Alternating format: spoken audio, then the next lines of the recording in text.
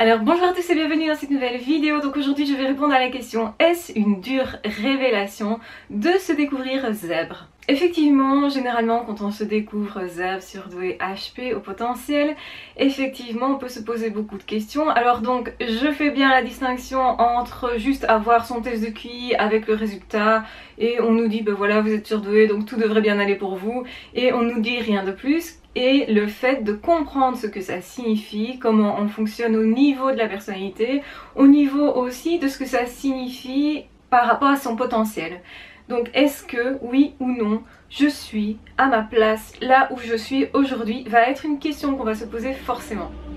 Parce qu'on cherche le sens de la vie, on ne sait pas pourquoi on cherchait justement ce sens-là, pourquoi on se posait beaucoup de questions à ce niveau-là. Beaucoup de personnes nous ont dit mais arrête de te tracasser, c'est pas comme ça que fonctionne la vie, c'est effectivement pas comme ça que fonctionne les normopensants la plupart du temps, sauf en cas de dépression où là ils se posent beaucoup de questions. Et donc du coup beaucoup de personnes vont vous dire mais non, ne réfléchis pas trop, fonce, fais ta vie, ça va tomber comme ça va tomber, tout est une question de hasard ou de chance ou tu ne peux pas tout contrôler, machin machin. Ça c'est ce qu'on peut vous dire. Et effectivement c'est vrai qu'on ne peut pas tout contrôler, hein. Mais malgré tout les HP ont un potentiel en eux qu'ils doivent choisir d'exploiter ou pas. Et quand on se découvre au potentiel et qu'on sait qu'effectivement on a tout un potentiel derrière, qu'on avait des possibles et qu'on ne les a peut-être pas utilisés, eh bien oui ça peut faire mal. Ça peut même faire en sorte que vous ayez des journées, des nuits pendant lesquelles effectivement vous pleurez beaucoup, vous allez rager beaucoup, vous allez avoir une certaine colère contre vous, contre les autres éventuellement aussi, et un certain mal-être parce que évidemment plus vous êtes éloigné de ce qui vous convient vous, de vos besoins à vous, et plus évidemment vous allez ressentir que c'est une dure réalité que de se découvrir zèbre, pour reprendre la phrase initiale. Et effectivement, c'est pas évident de se découvrir zèbre quand on voit qu'on n'est pas du tout sur son chemin, qu'on fait des choses qu'on ne devrait pas faire ou qu'on est à côté de ce qu'on devrait faire, que ça ne prend pas sens pour nous, donc on découvre un certain mal-être. Mais à la base, je pense que c'est plutôt le fait qu'on se sente en mal-être qui va faire qu'on va à un moment donné aller chez un psy, éventuellement passer un test de QI, chercher en tout cas des infos sur le net et au final découvrir que peut-être c'est ça, que la réponse c'est ça. Et donc déjà pouvoir mettre un mot sur la situation, comme le mot l'indique, comme la phrase l'indique, c'est reprendre son pouvoir sur sa vie, son pouvoir sur soi, sur ce qu'on veut faire ou ne pas faire, qui on veut être ou pas être. C'est vraiment une question fondamentale, qui je veux être du coup par rapport à ça. Qu'est-ce que j'ai fait de mon potentiel ? Est-ce que je l'exploite ou pas? Dans quelle mesure? Et qu'est-ce que je vais faire de ça? Alors évidemment, il y a tout un courant de pensée qui dit que quand vous êtes zèbre, vous êtes au potentiel, forcément vous allez ramer, que forcément vos résultats ne seront jamais à la hauteur de vos espérances parce que vous êtes perfectionniste, que forcément vous allez souffrir en amour, en amitié, au travail, etc. Alors moi je suis pas du tout de cet avis. Je pense qu'au contraire, il faut plutôt prendre les bons choix. C'est-à-dire que vraiment se regarder en face à face, ça peut être une aubaine aussi. Se découvrir zèbre, surdoué, HP, c'est plutôt se dire ok, j'ai en face de moi quelque chose que je n'avais pas vu, que maintenant je regarde en face à face, je comprends mon fonctionnement, je comprends aussi que certains fonctionnent comme moi, d'autres pas, certains ont des similarités aussi avec le fonctionnement du surdoué comme les hypersensibles, donc là aussi ça peut coller à certains niveaux relationnels. Et en connaissant tout ça, en ayant toutes ces informations, je pars dans la vie avec autre chose. Alors je dis pas qu'effectivement c'est facile, effectivement vous allez peut-être vivre des nuits blanches, ça va certainement vous secouer, vous allez certainement devoir revivre une partie de votre vie, de relire en fait une partie de votre vie pour comprendre à la lumière de ce nouvel éclairage justement ce que vous avez vécu, pourquoi vous l'avez vécu comme ça, pourquoi vous avez souffert plus peut-être en amour, pourquoi les autres n'ont pas compris votre souffrance aussi. Et là vous allez comprendre que effectivement quand on est hypersensible on peut souffrir énormément, on peut être très heureux aussi, et aussi le risque c'est de ne pas laisser éclater sa joie, ne pas non plus montrer sa tristesse, d'être étranger à soi-même, de porter un masque, etc. On connaît tous ces risques là, j'en ai déjà parlé bien souvent dans les vidéos, donc je vais pas revenir dessus, mais effectivement c'est parfois pas facile quand on comprend qu'on a ramé contre le courant plutôt que de se laisser emporter par quelque chose qui est là, qui est exploitable, qui est utilisable, qui est en fait à notre avantage si on le perçoit comme tel. Ça veut dire qu'il faut aussi s'autoriser soi intérieurement, parce qu'on peut avoir les limites effectivement de se dire voilà moi je vais pas l'utiliser sinon ça va faire trop d'histoires dans la famille, par rapport à mes amis peut-être que je vais devoir remettre en question mes amitiés, ou peut-être que je vais devoir défaire mon couple pour en faire un autre, c'est compliqué, c'est pas en tout cas confortable, mais peut-être que cette période d'inconfort est nécessaire justement pour faire quelque chose de votre vie réellement, pour vivre de façon bien plus glorieuse et bien plus paisible. C'est surtout la paix, je pense, qui est importante, c'est rechercher son bien-être, mais pas que, c'est aussi savoir se mettre au diapason des autres et se dire celui-là je peux attendre ça, celui-là je peux pas attendre, et en fait si je peux pas attendre quelque chose, je lui reproche pas non plus de pas pouvoir me donner la nourriture relationnelle que je voulais, ou de me donner éventuellement justement la conversation que j'attendais intellectuelle. Je ne lui en veux pas non plus de pas me comprendre dans mon fonctionnement parce que c'est particulier. Et donc ça change la donne effectivement, donc on le sait tous, les surdoués généralement ont une grande empathie, tolérance. Parfois justement ils se construisent un peu à l'inverse en se disant moi je veux pas laisser rentrer les autres dans ma vie, etc. Mais quand ils se découvrent zèbres, ils comprennent que de toute façon ils vont retomber sur leurs pattes. Et je pense que même les chagrins d'amour, les chagrins d'amitié, les chagrins professionnels, on va dire aussi, c'est une souffrance immense aussi, hein, de perdre sa profession qu'on adorait tant, hein. On en parle très peu mais en réalité il y a des deuils derrière ça. Et en fait quand on s'est découvert zèbre, qu'on sait qu'on est sur son chemin, on sait qu'on est passionné, on sait quelles ressources nous avons, c'est aussi qu'on va retomber sur ses pattes. Et donc du coup, je dis pas que ça ne fait plus mal, mais ça fait en tout cas moins mal. On reste moins en fait dans la douleur parce que on sait qu'on a un potentiel, qu'il y a quelque chose là que l'on peut utiliser pour se relever, et c'est différent effectivement. Donc on va rencontrer des personnes qui sont hypersensibles, on va se dire ouais génial, je voudrais vraiment partager un truc, c'est intéressant, et donc on va se diriger certainement vers les autres différemment. Mais aussi il y a le fait que si cette personne n'est pas disponible, si cette personne ne répond pas, si c'est différé dans le temps parce que les surdoués savent pas attendre non plus énormément, et bien à ce moment là la personne sait comment elle fonctionne et peut se dire ok, à ce moment là si je suis obligée d'attendre que l'autre réponde, ou je vais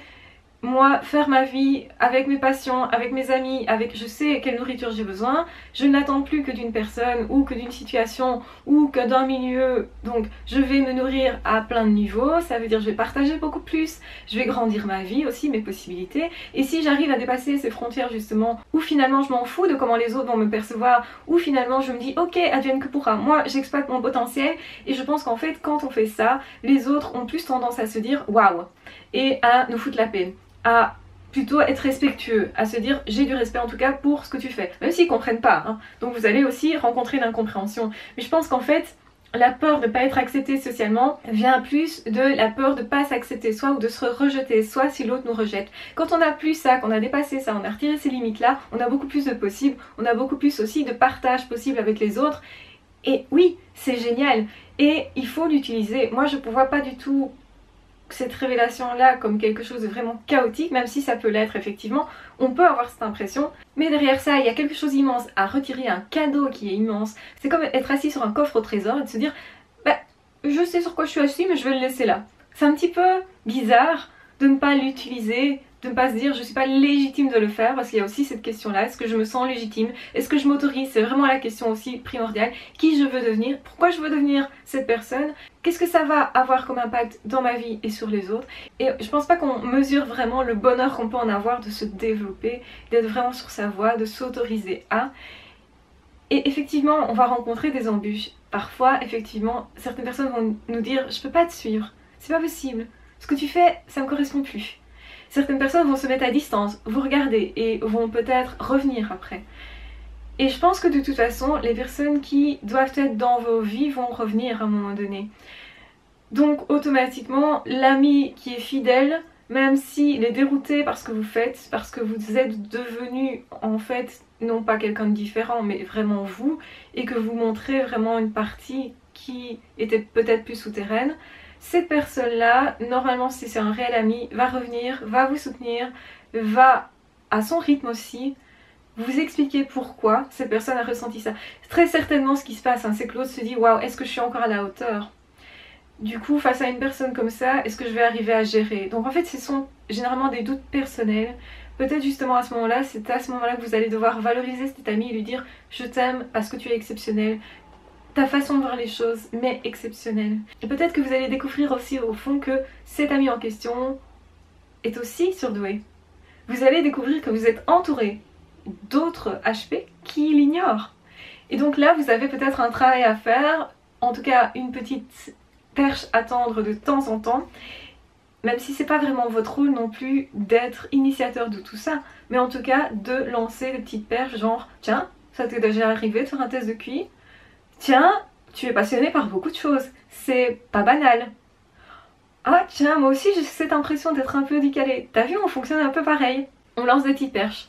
Et donc bah, forcément l'autre peut réagir ou pas et c'est le chemin de chacun. Il y a des personnes qui peuvent pas accepter ça à ce moment-là dans leur vie. Je pense qu'on ne découvre pas sa surdouance à n'importe quel âge parce qu'aussi il faut être prêt à la découvrir parce que justement ça chamboule pas mal de choses et parfois vous avez vu une partie de ça, vous avez perçu ça et puis vous n'avez pas voulu y croire, vous n'avez pas voulu creuser mais en réalité vous le saviez déjà quelque part, c'était souterrain et je pense qu'en réalité tous les HP savent qu'ils sont différents, qu'ils fonctionnent autrement, que leur vie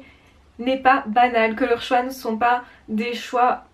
que feraient nécessairement d'autres personnes, ils le sentent, ils le savent déjà. Mais on n'a pas encore posé le mot dessus. Mais je pense que ça facilite vraiment les choses de le savoir, d'avancer avec ça, quel que soit l'âge en réalité, parce que même si vous êtes dans une situation où c'est complètement autre chose que vous auriez voulu pour vous, il y a toujours moyen de changer quelque chose et de faire de l'avenir quelque chose de mieux. Et en fait ça n'a pas pris de le découvrir quel que soit l'âge justement. Peut-être qu'on peut ressentir justement une certaine amertume de l'avoir découvert tard, et peut-être qu'aussi vous l'aviez découvert plus tôt et que vous l'aviez masqué, que vous l'aviez réenterré par peur, parce que justement vous n'arrivez pas à gérer à ce moment-là ce que vous avez découvert. C'est pas si évident et c'est certainement pour ça que beaucoup s'ignorent en réalité. Et que beaucoup aussi réagissent en disant ah non non non mais moi je me sens pas intelligente, ah non non non mais ça c'est pas moi du tout, comment je parle vite, mais non pas du tout, mais non mais tu sais je suis un peu longue à la détente pour certaines choses, non non mais je suis sûre je suis pas douée pour ça et ça donc c'est pas possible, donc ou à l'école non ça allait pas trop, non mais j'étais plutôt dissipée ou mauvais élève ou au contraire j'essayais de bien me concentrer sur certaines choses mais en fait plus je me concentrais moins ça allait. Mais vous n'avez pas compris pourquoi, c'est tout un fonctionnement particulier, donc ça veut pas dire bah, j'ai réussi à l'école je suis surdouée ou j'ai pas réussi à l'école je suis surdouée, non, ça n'a rien à voir, faut pas faire des raccourcis de ce type là, c'est vraiment un fonctionnement, un type de personnalité avec des ressentis particuliers, avec un chemin de vie qui a du coup aussi été parsemé d'embûches à n'importe quel âge, hein. Et donc en fait forcément ça fait des liens, et on va faire des liens entre le fonctionnement, la personnalité, ce qui a été vécu, comment on a réagi, comment on a rebondi, parfois justement une très grande résilience du fait d'avoir rencontré des problèmes, mais pas que, je pense qu'il y a vraiment un potentiel à la base, donc ça c'est vraiment important de le dire, on ne devient pas doué parce qu'on a rencontré beaucoup de difficultés, bien sûr que le fait de dépasser des difficultés va vous prouver que vous avez la capacité de,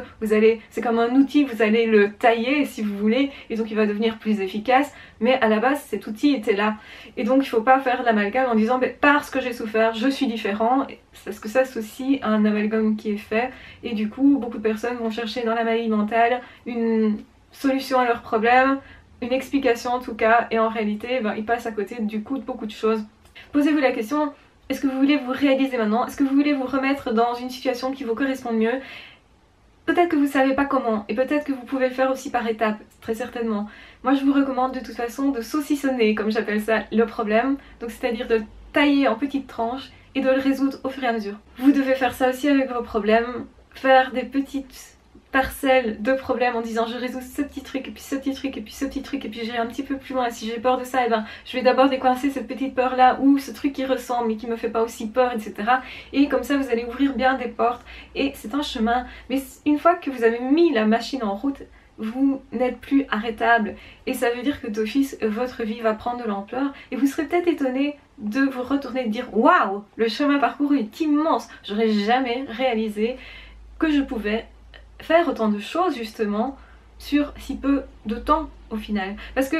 un HP, un surdoué c'est aussi ça, et c'est quelqu'un qui peut avancer très vite mais qui n'a pas conscience qu'il peut avancer si vite, qui va être peut-être impressionné par ce qu'il a fait lui-même, mais il doit en fait avoir la preuve devant les yeux pour dire voilà je sais maintenant que c'est possible. Mais effectivement, beaucoup de surdoués du coup, d'HP, etc. vont chercher dans le regard des autres une preuve plutôt que de le faire vraiment dans les actions physiques. Donc moi je vous recommande de vous mettre en marche, de tenter des choses, de ne pas vous décourager, de vous encourager en fait, de faire l'inverse de ce que vous avez toujours fait, de vous dire ok je vise une performance mais je vais déjà y aller par palier. Et si ça vous déroute d'avoir découvert justement le fait que vous êtes doué, et c'est pas très grave parce que c'est généralement l'effet que ça fait. Vous allez de toute façon retomber sur vos pattes quand on est HP, surdoué, on a une certaine résilience et d'office, vous allez retomber sur vos pattes. Et ça va être intéressant justement parce que vous allez pouvoir aussi être plus paisible avec bien des souffrances, bien des douleurs que vous n'allez plus percevoir de la même manière. Donc que vous allez dépasser beaucoup mieux, beaucoup plus vite en fait. Et aussi vous allez vous orienter beaucoup plus vers des personnes qui vous correspondent. Et peut-être un peu, ça va vous paraître magique, vous aurez l'impression de vous dire mais c'est incroyable, chaque fois je rencontre des personnes qui fonctionnent comme moi, ou qui ont beaucoup de passion, ou qui sont très intelligents, ou qui m'apportent des idées nouvelles, etc. Ou qui sont très relationnels, très sensibles. En fait, ces personnes-là, elles étaient déjà là autour de vous. C'est simplement que quand avant vous croisiez ces personnes-là, vous ne les avez pas perçues, et que maintenant, comme vous les percevez, vous allez y aller avec confiance, avec détente, et ça va changer complètement les choses. Vous allez vous découvrir peut-être beaucoup plus sociable aussi, mais sociable aussi avec un certain type de personnes, même si je pense que vous allez être sociable dans bien des situations. Donc voilà, je vais clôturer cette vidéo ici parce que je pense qu'elle est pas mal longue. J'espère que vous allez bien, surtout prenez bien soin de vous. N'hésitez pas à commenter, à partager si vous pensez que cette vidéo est utile, si vous pensez qu'elle peut être utile à quelqu'un ou simplement si vous avez envie de la visionner et que vous voulez la garder dans vos réseaux sociaux tout simplement. Eh bien, n'hésitez pas non plus à vous abonner à la chaîne pour ne pas manquer aucune des vidéos et de toute façon on se retrouve très vite dans d'autres podcasts ou dans d'autres vidéos. Ciao, bye bye!